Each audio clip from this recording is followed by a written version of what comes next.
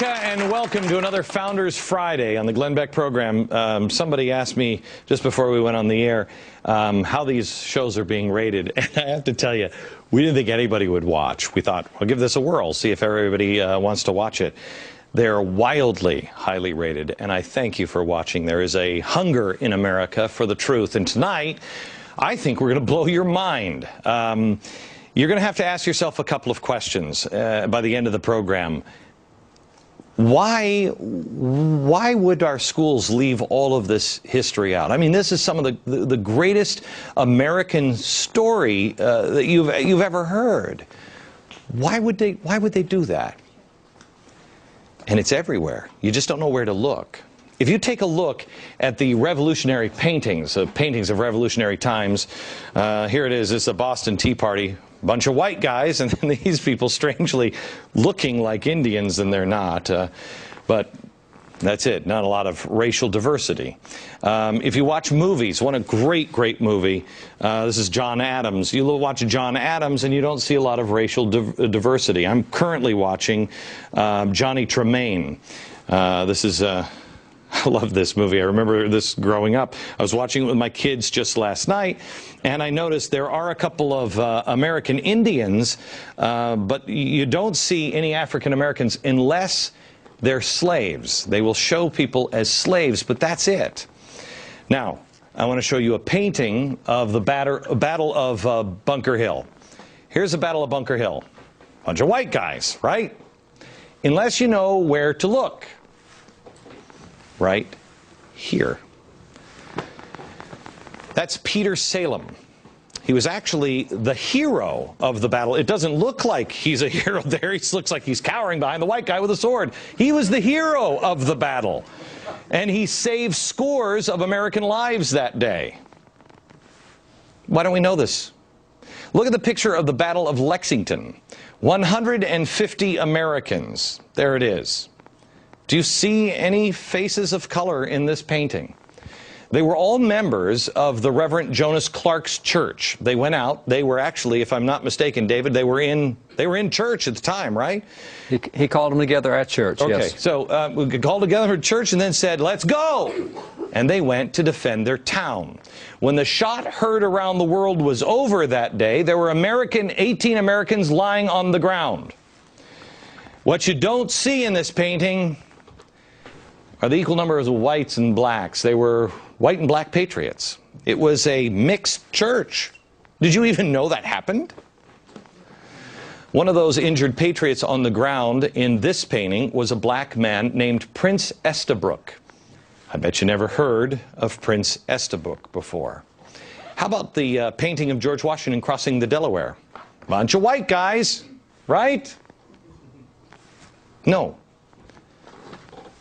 Look here, African American, helping row the boat across. You know what his name was? Prince Whipple. He fought alongside Washington during the Revolution. Take a look at this one, this painting of, this is the Marquis de Lafayette. If you look at this, you just think, oh yeah, and then he made his slave dress up like I don't know what. But that's what you would think, right? This guy is incredibly important. This guy may have won the Revolutionary War. James Armistead was his name. How did he win the Revolutionary War? Double spy. I'm going to let David tell the story here in a minute, but basically the Brits thought that he was spying for them, but he was spying for General Washington. He'd give the Brits bad intel and reveal the good critical information to General Washington. Did you know this story? Why? I'm so tired of people saying, well, it was just the white people, white people, white people. No. No. Why are we intentionally leaving others out? There are black founders. Let me ask the audience. How many of you can name one person of these pictures? Only one. How many can name only one? Most people, right? Am I mistaken saying it's Frederick Douglass? Okay. How many can name two of the people here? We've got 6, 8 people. How many can name 3? 4. How many can name 4? 1. And that's David Barton's wife. David, come on up. This is our good friend David Barton. He is the founder and president of Wall Builders, also author of Setting the Record Straight, American History in Black and White. Come on up and sit here. We also have Lucas Morell. Lucas is a professor at Washington and Lee University in Virginia. Welcome. And he is also the author of Lincoln's Sacred Effort. Okay. David, where do we start? Maybe we should start with James Armistead. Yeah, the spy. It's a great one, because James Armistead, after the Battle of Richmond, he's in Virginia, and a lot of the battles do not happen in Virginia. But after the siege of Richmond, he's there. He sees what the British have done in his home state, and he goes to enlist. He said, "I want to help." And he really, I don't know why, but he liked Lafayette. He went to Lafayette, young French general, 19 years old, said, "I want to fight with you." And so they make this agreement, and what happens is James Armistead goes over to Benedict Arnold's camp. He's a British general then, traitor British general. And he says, "Oh, these mean Americans, they mistreat me. I've escaped as a slave. Please let me stay with you." And Arnold says, "Okay, you can wait on us." And so he is part of Benedict Arnold's staff, waiting on Benedict Arnold. And Arnold's one of the generals, which means he meets with all the other generals. So he's meeting with Cornwallis all the time. And so James Armistead is just serving them and doing all the right stuff and just picking up intelligence like crazy. Every day he gets back with Lafayette, says, "Here's what they're doing. Here's where they're going. Here's what they're going to do next." And kept feeding the information back. And Cornwallis in this time got really comfortable with James and said, "You know, I don't want to ask you to do something you don't want to do, but would you consider being a spy against your former guys there, the Americans? Would you be a British spy and tell us what they're doing?" He said, "Yeah, I guess if you want me to, I will. You know, if you're going to force me to, I will." So he goes back. It'd be tough getting across the lines, though, but I'll risk it for you. I'll try it. Right. So he ends up saying, "Yeah, I'll do it." And what happens is when they leave Richmond, they decide that they're going down to Yorktown, and they're going to go down there. So what happens is Armistead's fed all that information to Washington and Lafayette. They're going to Yorktown. And he's let the British know that, oh, there's no Americans around down there. It's a real safe place to go. The Americans are elsewhere. So the British the British fleet drops the soldiers off in Yorktown, and the fleet takes off because there's no Americans around. Right then, the French fleet came in and blockaded the port, so the British couldn't get their ships back. And now we've got all the American troops waiting for them when he got up. They're pinned in on the peninsula. Can't go anywhere. So he probably cut months, maybe years off the revolution by what he did. Now, it's really cool. He liked Lafayette so much that he went back and got his name changed legally from James Armistead to James Lafayette. He loved Lafayette. And so Lafayette left America in 1784, went back to France. He came back here in 1824 for his farewell tour. Last time he's going to be in America. He's an old man. There's a painting of Lafayette that hangs inside the House chambers, the U.S. Congress, of Lafayette, the old man, on his farewell tour. And everywhere Lafayette went, there were hundreds of thousands of Americans lining the roads. When he went through Richmond 40 years later, he looked over and spotted his old friend James right in the crowd. Picked him out, called him by name. They went and hugged and embraced, and it was really cool. Why do we not know this story, because really, you talk to African Americans, and they'll say, "Well, I mean, I think I had Al Sharpton say this to me. Well, you give me somebody like Rosa Parks up there. He said this about these three gentlemen. Yeah. Get rid of all the white guys. You give me somebody like Rosa Parks up there. Why don't you have any color there?" And that's what prompted this show. There is. Why leave people like this out? Let me give you an example of how well we used to know this. You know, the painting you showed of Washington crossing the Delaware, this little jewel right here. You mentioned that this is Oliver Cromwell, and he is. But up here are Prince Whipple, but the other one's Oliver Cromwell. There's actually two blacks in the front of that boat, and they served not as slaves. They were free men who served with Washington on the general staff throughout the Revolution from start to finish. Now, this painting that you showed was done in 1851 by a German, and it was done in Europe. It wasn't done in America. It was done in Europe to show the Europeans, here's what the American Revolution looked like, which meant back then we knew blacks were involved, whites were involved. At the back of the boat, there's actually a lady dressed up in men's clothes. Put this back up. Put the George Washington crossing the Delaware over, because I find it interesting, because I looked into the history of this as well. See, they believe what he did was. Go ahead. I heard right. this is the lady, but who are you saying? Right there, right there. That's the lady. Right here. Right there. Yeah, and the two guys up front, the very front guy, Oliver Cromwell, and you pointed to Prince Whipple behind him there. I mean, this was done to show Europe, hey, here's what America did in the Revolution. Right. Everybody came together. We don't show that today. I mean, it used to be that we knew. This book right here is an old textbook from 1855. It's a great book. It's written by a black historian, a first black appointed federal office. It's called The Colored Patriots of the American Revolution. Now, we studied that as a textbook. That is not a skinny little book that we have there. I mean, there's a lot of patriots in the American Revolution that we studied. Black patriots. I read the book Giants and was just amazed at this man, Frederick Douglass. Incredible guy. We don't really even know. Most people can say, I think the audience would say, yeah, I can reckon. I know that's Frederick Douglass, but you're not really sure. He looks kind of just like a black Alexander Graham Bell. I mean, you're like, I don't really know his story, I think. Am I right saying that or not? You kind of know him, but you're not sure why. Right. Tell his story. We've got a movie about Malcolm X, right? Movies about Martin Luther King Jr. And for some reason in American history, we think that the only time blacks stood up for their rights was when Martin Luther King decided to leave the pulpit and hit the stump, hit the stump to make speeches. The bottom line is, for the longest time, we've adopted this victim narrative about blacks in the United States, that the only role they played was a victim to white majority oppression. When I teach my course on Black American politics, I always stress to my students that when we talk about King and the civil rights movement in the 50s and 60s, we need to call it the modern civil rights movement, because blacks from before the revolution were prudently pressing for their rights. American history could be described as one long civil rights struggle. Our first Emancipation Proclamation, Declaration of Independence. That's right.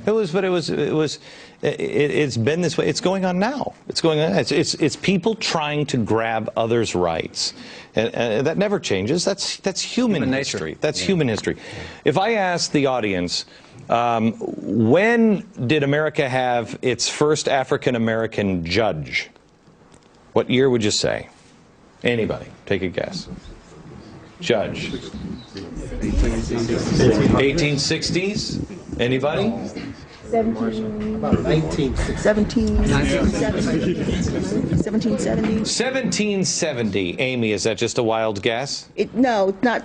I wasn't sure exactly, but I think it's about 1770. Tell me. 1768. Wentworth Cheswell, New Hampshire, elected to office in New Hampshire. He was reelected for the next 49 years, held 8 different political positions. Really cool story about him is we all know that Paul Revere made his midnight ride. We also know he wasn't the only guy riding that night. Another guy riding, Wentworth Cheswell, black and white riding. Now, how is it possible? Did you know that we had an African-American ride to say the British are coming, the British are coming? Amy did. Amy did. Anybody else besides Amy know that? 2, 3. Okay, 3 people in the audience. He was such a great guy, and we never hear about him because he rode north and Paul Revere rode west. And Revere was going after Reverend Jonas Clark's church because that's where Hancock and Adams were, was him. And that's where we had blacks and whites, as you pointed out, laying on the ground after that battle. Wentworth Cheswell rode north telling people the British are coming. And it was from the north that all those people came to Boston to take on the British at Bunker Hill and everywhere else. So we don't hear about his ride because the British went west, and that's where all the action happened.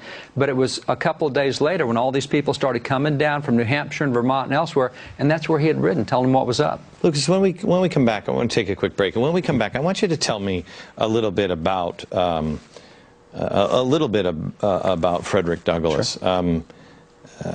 You know, the opening of Giants is so captivating, where you see a man who has struggled, who was kept. I mean, it sounds horrible to say, but kept in, I guess, nice slavery, if there's such a thing. How would you describe how he... Well, he didn't grow up as a slave in the deep South, the deep cotton states. So, I mean, the phrase being sold down the river, that has an actual historical connection. To be sold down the river was the worst thing because you went from something pretty bad to awfully bad. Right, okay. So a slave in Maryland is not as bad as being a slave down in the Delta. And what happened to his family where he was originally held? Because they sold him. They sold him. He never knew his siblings, met his mother, or had vague memories of his mother maybe a few times. He remembers her calling him my little Valentine, and that's why he dates his birthday February 14th, but he doesn't have a birth certificate. He doesn't know when he was born. Okay. We think February 1818. Okay, so he was in, a slavery that was northern slavery, but then he was sold into horrible, horrible conditions, and he witnessed for the first time somebody's whipping him, and he's like, whoa, whoa, whoa, what is this all about? And it wasn't too much longer that he's sitting and having a conversation with Abraham Lincoln because he was so impressive. We'll tell you that story coming up in just a second.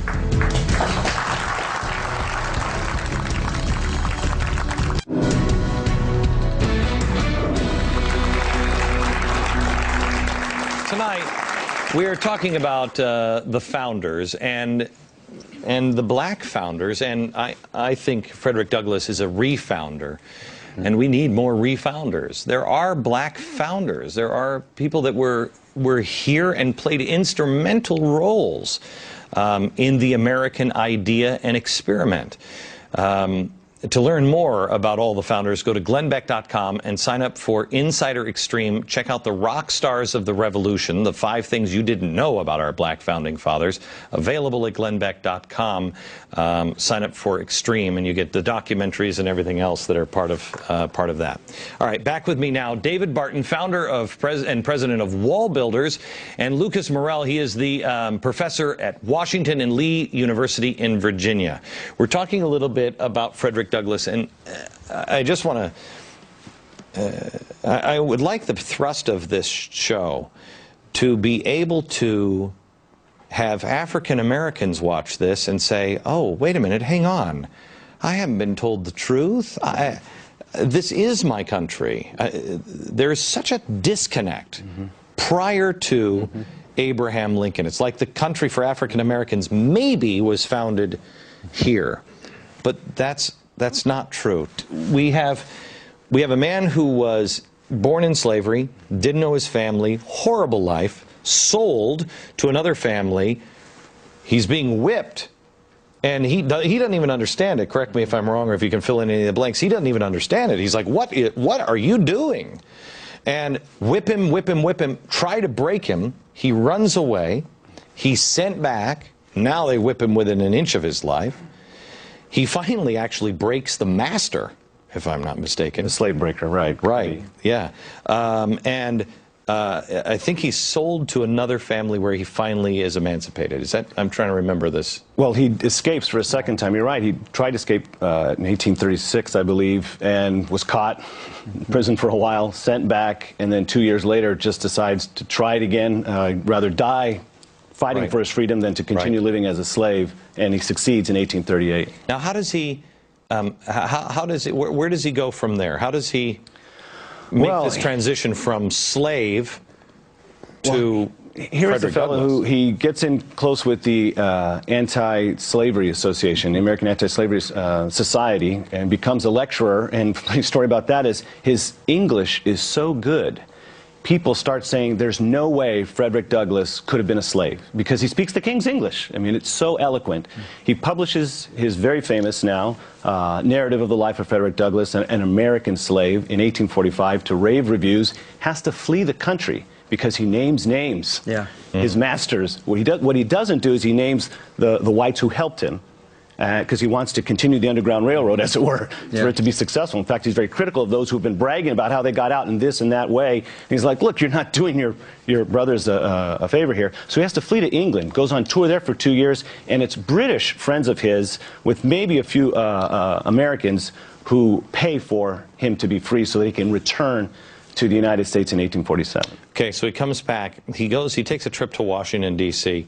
I think he meets a general. I'm sorry, I'm so fuzzy on some of these details. I meant to brush up before I went on, and so I'm pulling this out of my memory here.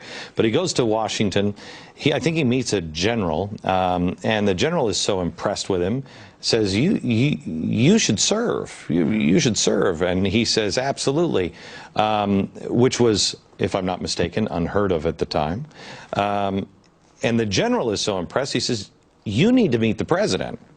And he walks him to the White House, where he sits and they talk for 3 hours, and they become friends. This is the summer, this is August of 1863, the year of Jubilee, right? Emancipation, January 1st, 1863. He's there to complain to the president. He's one of Lincoln's fiercest critics, although a supporter, but one keeping Lincoln honest here. Now that he's got freedmen and free blacks serving in the Union Army and the Navy, he wants them to have equal pay. He wants them to be treated equally, get all the same treatment that white soldiers get. And Lincoln explains to him, look, we're just barely getting the country used to the idea of blacks serving in the military, let alone paying them equally.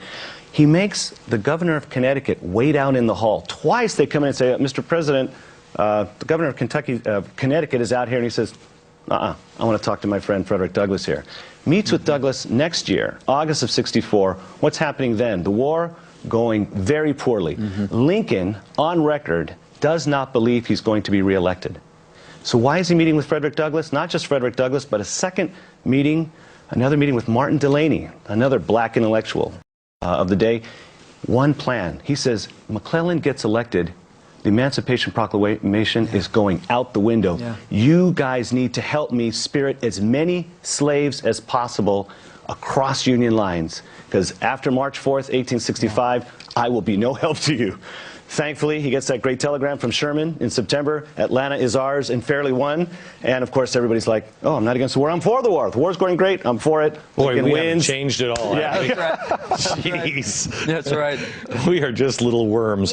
So, but some of us are glowworms, to quote Winston Churchill. All right, so there he is, but he goes back to meet and meet with Lincoln again later. And he's kept away from Lincoln. Yeah, after the second inaugural address, Douglass was there. He sees it, and he figures, hey, there's a reception. There's no reason why I, an American citizen, can't see this elected president. He goes to the door, and they say, no colored people are allowed. And he says, there's no way that that order emanated from Mr. Lincoln. And so they say, okay, fine, come with me. So the two security guys bring Douglass in and then escort him out a window. They had planks on this window there were so many people at the reception, they needed to find a way for them to get out. And he gets escorted out the window. Wouldn't that be great if we could put those planks back up and we could escort people out the window? So he walks the plank, and he finally gets word back to Lincoln. Lincoln sends for him. He comes across this great ballroom, the East Room, and he says, there's my friend, Mr. Douglass. Douglass comes to him, and Lincoln says to him, there's no man in this country whose opinion I value more. What did you think of my speech? And he said, Mr. Lincoln, that was a sacred effort. And that was the last time he saw him alive.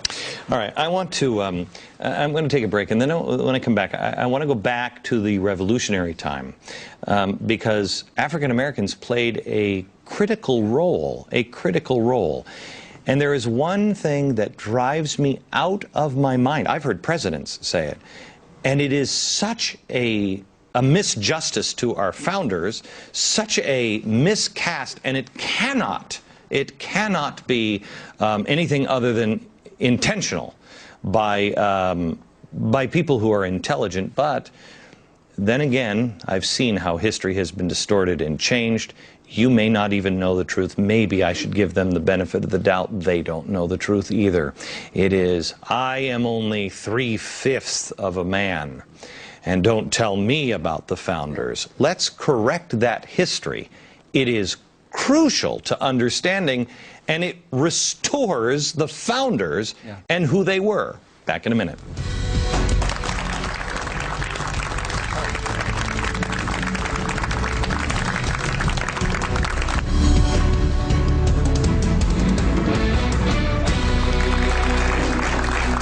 You are going to learn more about our founders and the role that African Americans played in the founding of this country in the next 15 minutes than you probably have learned your entire life.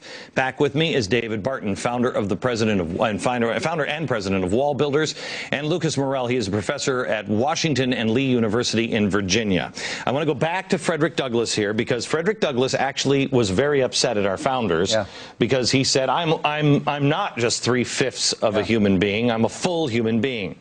This is an argument that is used even today that Frederick Douglass corrected. Yes. Tell me the story. What happened was, after he escaped in 1838, he ended up in New York. In New York, he gets discipled by a lot of anti-slavery folks, and that's the Lysander Spooners and Gerrit Smith and William Lloyd Garrison, etc. And Massachusetts society hears him do his testimony, and they said, oh man, you got to speak for us. Well, in the meantime, they're saying, you know, you need to overthrow the Constitution, because the Constitution is a slavery document. The founders gave us slavery in the document, and there's all these clauses of slavery. And he believed that. But bless his heart, when the Massachusetts Anti-Slavery Society said, we want to pay you to go on the road full time, he said, okay, I got to make sure I know this stuff. So he sat down and read the Constitution for himself, not just what the guys had taught him. He read it himself, and he read the documents surrounding it, the debates going around it. And he comes out with this epiphany and says, this is a great anti-slavery document. And he says, every clause in it. You go, whoa, time out. How can the 3/5 clause be an anti-slavery clause? Real easy. He read the convention notes.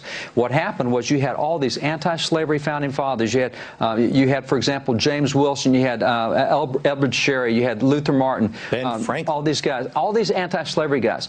And you had 3 hardcore southern states that were pro-slavery. There's Georgia, North Carolina, South Carolina. And so the Constitution says every 30,000 inhabitants you have, you get a representative to the House of Representatives. And in South Carolina and Georgia, there's more blacks than there are whites, and they're slaves. And they said, great, every 30,000 slaves we've got, we'll get another member of Congress. Guys up north said, no, no, no, we're not doing that. If you want to count them, you free them. Every free person you have, you can get 30,000. You can have, and they said, no, no, we're going to count this, or we're not going to be part of these United States. So this debate goes back and forth. And what's really funny is the guys in the South said, you know, blacks are property. I love. They're not people. They're not people, but they want to count them as people. And see, the guys in the North said, no, every black is equal to a white. We're all created equal. You get 30,000 free blacks. You get a member of Congress, and that was the incentive to free blacks. It was, you get to count them for Congress. So the guys up north started having fun with the guys down south. They said, you know, you guys say that blacks are property, and Elbridge Gerry did this, and Luther Martin did it out of Maryland. They said, okay, here's what we're going to do up north: is you're counting 30,000 pieces of property, get a member of Congress. We're going to count 30,000 chairs and horses and cows. We'll count our property. Every 30,000 pieces of property we get an anti-slavery member to Congress. So they went back and forth on this thing, and what they finally ended up was the 3/5 clause that says, okay, we will count 3/5 of the slave population, not individuals, which meant you now had to have 50,000 before you could get a pro-slavery rep to Congress. The 3/5 clause cut the slavery representation in Congress in half. And when Frederick Douglass read that, he said, the 3/5 clause, that has nothing to do with the worth. That has to do with the representation. It makes it harder to get a pro-slavery representative in Congress. The Constitution's an anti-slavery document. And it was. It was. And That's why they Frederick changed. Douglass who points that out. The original document for the Declaration of Independence was life, liberty, and property. And property. That's right. The reason being, they changed it. They changed it to pursuit of happiness because they didn't want the South to say, That's right. The South. You've got chairs, we've got people. By the way, all of these people here, most people, these pictures, most people cannot identify them, but they all played a role in the founding of our nation, or the refounding of our nation. These people are now in the textbooks because of Texas, because of what happened. These people, they fought to put these people in. Why would the left fight to put these people in? Let me go back to the picture we had earlier of the Battle of Bunker Hill. Okay. So if you take that picture of the Battle of Bunker Hill, and this is a painting that was done in 1817, and the guy who did this, John Trumbull, did this painting. John Trumbull was at the Battle of Bunker Hill. He's the guy who drew the maps for Washington, what went on. Over here on the right, we have Peter Salem. Now, he had 14 military commendations that day. He is the hero. They brought him in front of George Washington to get special honors from the commander-in-chief. He's the guy standing behind the white guy with the sword. That's right. Now, the white guy with the sword is Thomas Grosvenor. So you have Thomas Grosvenor and you have Peter Salem, black and white, fighting side by side. But Peter is definitely the hero that day. 1817, this painting is done, and all the way up until the 1980s, we knew that that was Peter Salem, the hero of Bunker Hill. 1980s, the professors got together and said, oh, no, that's not Peter Salem. We think that that's Grosvenor's slave is who that is. It's not Peter Salem. Oh, you're kidding. No, in the 80s, they changed that from Peter Salem to Grosvenor's slave, Asaba. And that's what they say, oh, no, it's not Peter, it's Asaba, Grosvenor, it's his slave. How come the guy who painted it and the guy who was there and the guy who saw it and painted what he saw had him as Peter Salem, and now we've all convinced, oh, no, it's a slave? Because we're into this thing that the founders have got to be evil. We got to make every effort we can to make them evil. We got to make victims and everything. These guys weren't victims. They were courageous Americans who won the battle, and we can't afford to say that. Okay. That'd make America look good. When did America have the first Speaker of the House? 1789. Wow. Details next.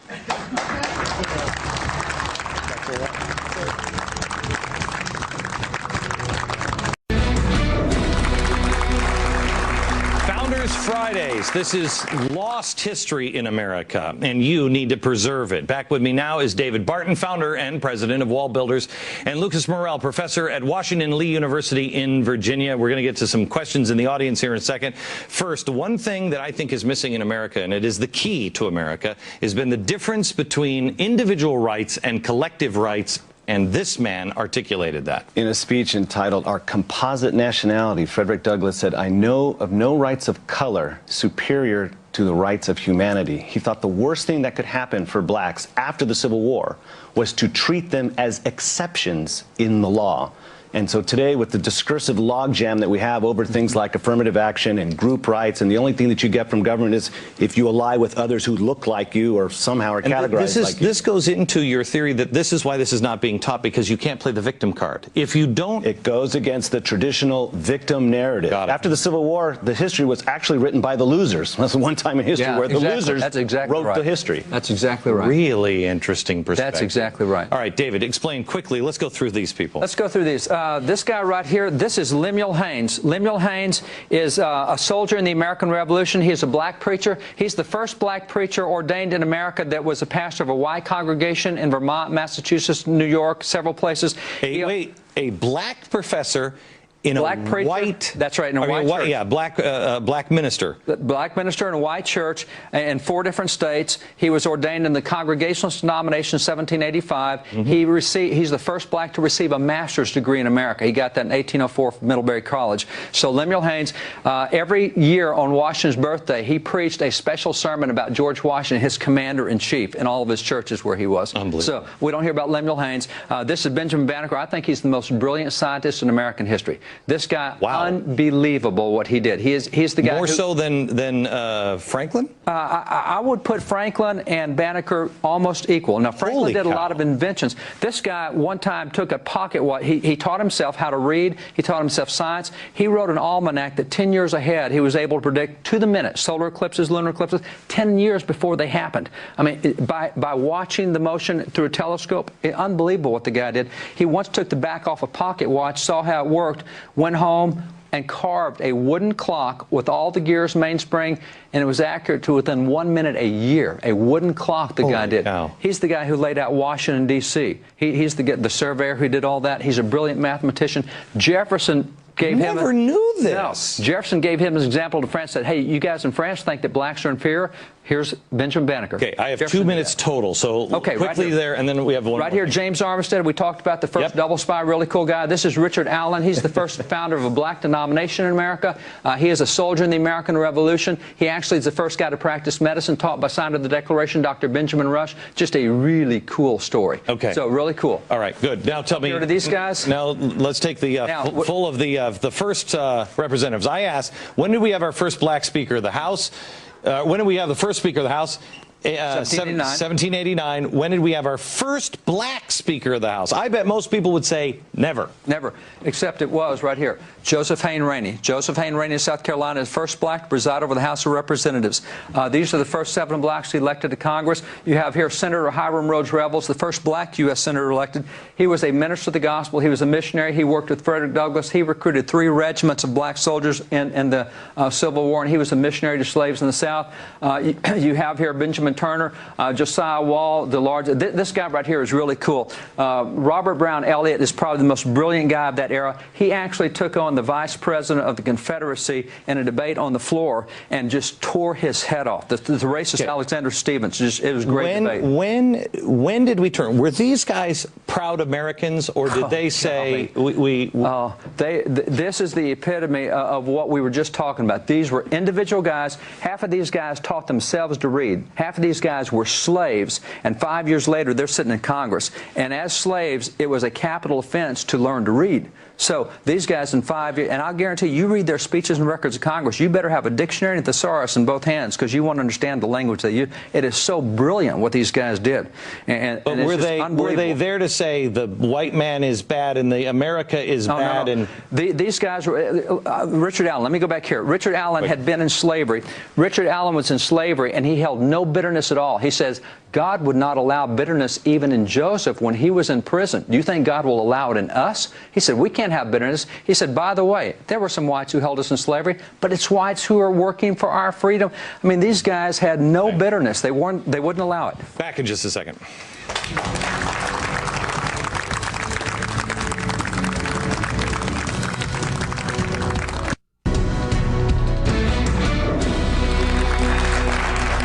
Here is an easy book for you to read that will answer a lot of the questions. American History in Black and White by David Barton. Available at Wall Builders, also Amazon.com and everything else. Yeah, grab it now.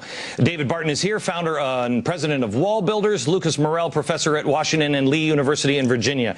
Deneen has a question in our audience. Yeah, when did this rich history get erased from the textbooks? Lucas hit it. The losers wrote the history. I mean, that's exactly what happened. Was the loser wrote.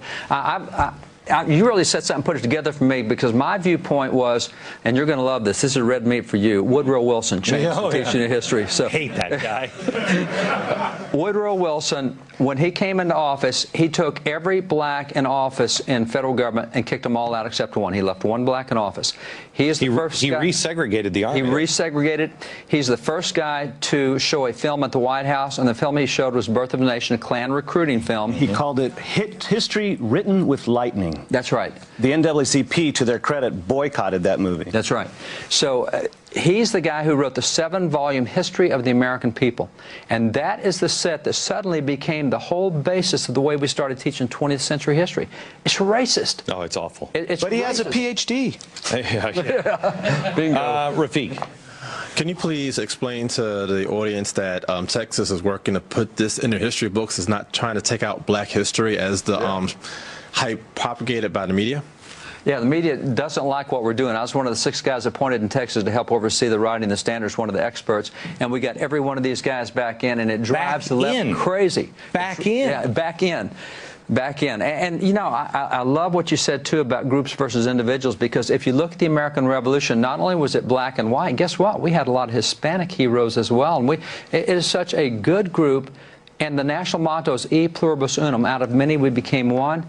And we have tried for 20 years to make it E unum pluribus. Out of one, we're going to be all these groups. And it's back. Yes. Good. Well, what is the motivation behind not disseminating this information? What's the motivation behind the left or whoever it is that doesn't want this information put into the textbooks? Well, their mentality is that you get what is secure if government gives it to you. The Declaration of Independence says your rights are not the gift of government. You are born with them. You are endowed by your Creator with these. Government exists to protect what you already possess. That is counter 180 degrees to what the typical statist approach to government exists. It really is slavery again. And you just start with the easiest to enslave, but it eventually ends in all of us being enslaved. It's a plantation mentality. Yeah. Okay. Justice, go ahead. How have these revelations on the Black Founding Fathers personally affected your viewpoints on the American government and society today? I have to tell you, I didn't grow up in the civil rights movement. I grew up in Seattle, Washington, and so I've always kind of just approached it as everybody's, you know, hey, everybody has a fair shot. And I was one of your more uninformed people on planet Earth. In learning about the founders and seeing the heroes that were involved, it only strengthens my view that this was a divine document, the Declaration of Independence, that these guys really did struggle, just like in any society at any time. Bad guys, good guys. There were some real dirtbags. But for the most part, these guys were amazing, and they struggled in their time to do the right thing. You say that they're not Christians. They were Christians, and they fought for people who weren't. The same thing with, they were all white. Well, they fought for people who weren't. It was a confusing time, but an amazing time. Thanks. Back in a second.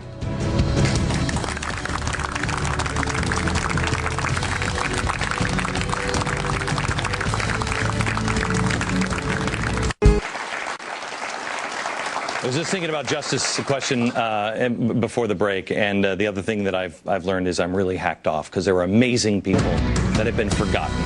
Remember them from New York. Good night, America. So who wants to start? Robin, yeah, go ahead. We'll start with you again. I just want to say, what is this anti-American sentiment that's going on? Like, why is it in vogue to not be Woodrow a patriot Wilson. or not to be patriotic? Well, he didn't like the founders. He didn't like the Constitution. He didn't like the country. Yeah. And that's Why didn't he go Europe. back to Europe? Europe. So He what? wanted Parliamentary system. He wanted Europe. How precisely did Woodrow Wilson become lionized by the progressive movement? He was the professor. He was president of Princeton. He was president of Princeton. Of Princeton University. Governor of New York. Democrat. An avowed racist. How exactly did all of this get expunged from history and he became sort of lionized? Let me go get a document real quick. Can I step off and get a document? Yeah. Let me grab a document. You know, it's really amazing how I just heard somebody talking about Mexico. Who was it? Somebody in the administration. They were talking about. They've named scholarships for minorities after this man. Oh. And it's infuriating when you think about it. I was just in a school. I studied public policy, and I was I went to school with others that had this scholarship. I didn't get it, but others did. Did you know who he was? Not at that time. Yeah, it's amazing. I was just in Salt Lake City, and I about had a car accident because I'm passing the Woodrow Wilson Elementary School. Yeah. I wanted to go in and take all the letters off. It's yeah. Right. Wilson School. Wait. These scholarships Public for minorities. for public affairs. For public affairs. Public affairs. This is propaganda. This is propaganda. Yeah. If you read Goebbels' diary, okay, everybody knows that Hitler and the Nazis and Goebbels was the best. Read Goebbels' words. Goebbels says, "We lost to Woodrow Wilson. They had a better propaganda machine." That's why it's public affairs. He was a genius on propaganda. Yeah. Evil, just evil. This thing right here, this is a card from 1868 put out by the Ku Klux Klan. That card right there from 1868 has 63 faces on it. On the back, it gives you the name so you know who you're supposed to kill. This is the hit card from the Klan from 1868. Now, what's interesting is it has 50 blacks and 13 whites on the Klan hit list. The reason is the Klan was started in 1868 with one stated purpose, and that was to destroy Republicans. Turns out any black you killed was a Republican. You just couldn't be sure about whites. Some might be Democrats. So that's why there were 4,800 lynched by the Klan, 1,300 whites. There were 3,500 blacks. But the whole thing was blacks were all Republicans, 100%. First 190 blacks elected in South Carolina were all Republican. First 112 in Mississippi. First 137 in Louisiana. I mean, it's unbelievable. So that's where the Democrats side Wilson as a racist because they were racist. Right. But you know, if you look at the history, it was the Republicans that changed it. Now, that's not to excuse Republicans who not say today. that. Not at all. Yeah. Because now a lot of them are progressives. That's It's right. the That's right. progressive That's right. movement that the evil came out of. And again, you don't know this because Wilson was a propaganda expert. That's right. Justice. Would you label yourself as conservative? Is a part of the question. Conservative libertarian. Okay. Given the political views of the country today, there's raised a socioeconomic class where race is oftentimes attributed with class and therefore with politics. You mentioned the Ku Klux Klan was initiated in order to execute Republicans, and in essence there was race attributed with Republicans. All blacks are Republicans. In today's politics and in American government, what role would you say race and this this striking of African American founding fathers plays in decision making. I am, and at first I found out we picked 828 to be down at the Lincoln Memorial, and I'm going to give a speech, and we're also going to be awarding, for the first time I think since Washington, the Purple Heart of Merit, what it was originally intended, for people who are unbelievable that are with us today. When I first picked 828, we picked it on the calendar because it was just the day that I had open and everybody had open. You didn't know? Didn't know it. King's speech? Didn't know it. King's speech happened on August 28th. Sheer coincidence. Wow. When I found out, I looked at one of my business partners. I said, "Oh dear God, we're going to get killed." Okay. As it turns out, I think it was a miracle. Yeah, I think perfect. it was That's by perfect. divine providence, Yeah. because Perfect. here's the answer to your question. It is time for Republicans and Democrats That's right. to stop playing black and white Yeah. and start concentrating on the content of character, on Yeah. merit, not color. That's right. Period. That's right. Yeah. That's right. Who else? Yes.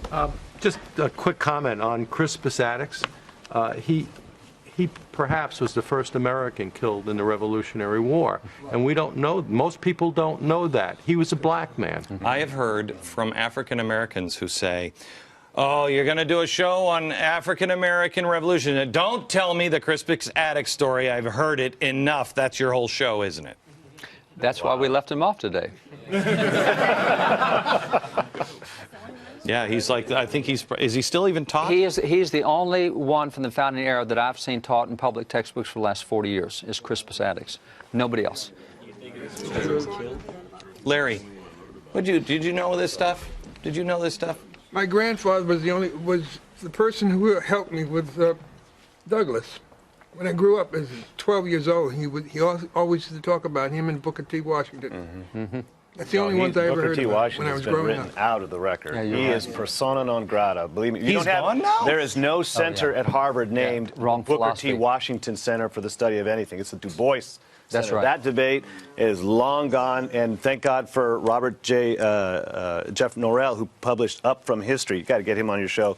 He is bringing Washington back to the. Up I From think History is Up From History is an awesome biography. It will teach you about America. Forget Washington. It'll teach you about what America was like at the turn of the century. Yeah.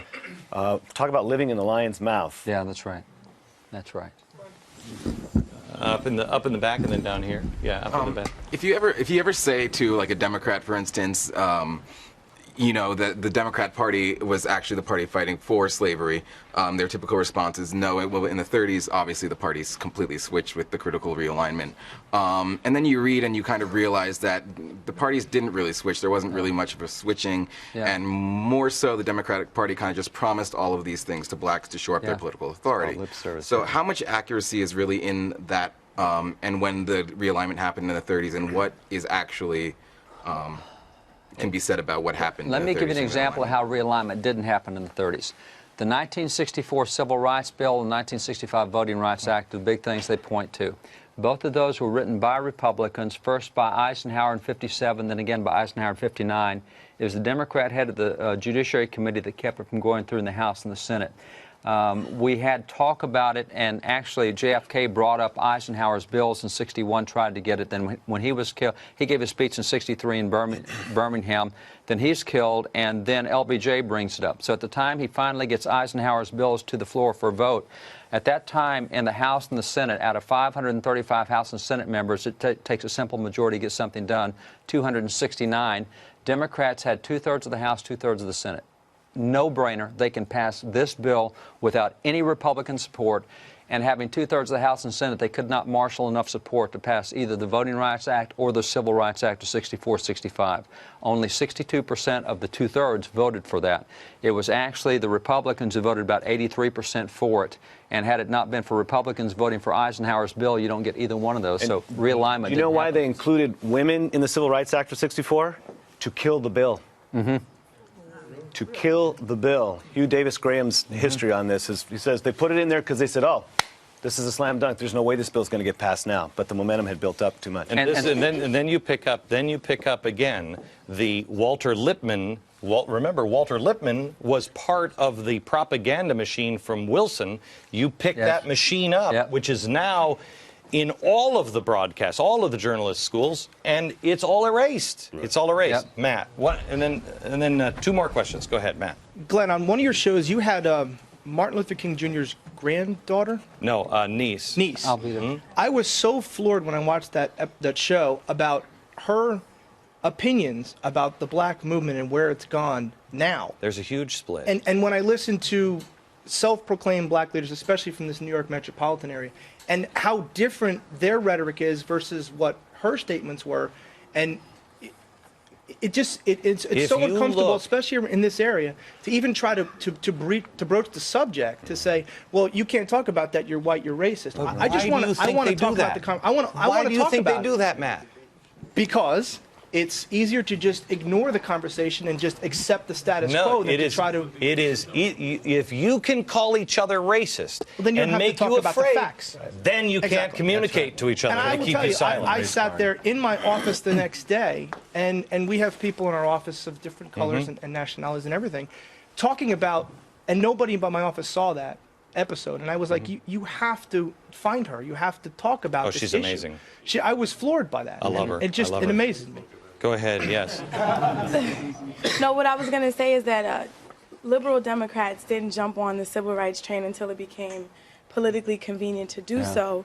And the irony is the LBJ and JFK are lauded in the black community, but they didn't support the Civil Rights Act of 1957. Yeah. A lot of people don't know that. That's right. And you know what's really interesting to me is we're doing the same thing now with Hispanics. I mean, what what Mexicans are going through here is the modern-day slave trade without the whips. It is abhorrent, and they're intentionally keeping people from reading English. They want to keep people from being able to speak. It's the slave trade all over again, and who's doing it? Who's pushing it? Who's pushing it? Big business. Might as well be cotton. Big business, and those people who just want to hold on to their power. Right now, it's the Democrats. Go ahead, George. 2 quickies. First of all, thank you for giving me a bunch of heroes I can now look up to. That I didn't know about. Thank you. They're great, aren't they? And secondly, why don't you make these shows an hour and a half or 2 hours? People got to eat. Thanks, guys. Thank you. Thanks. Great episode. Thanks, bro.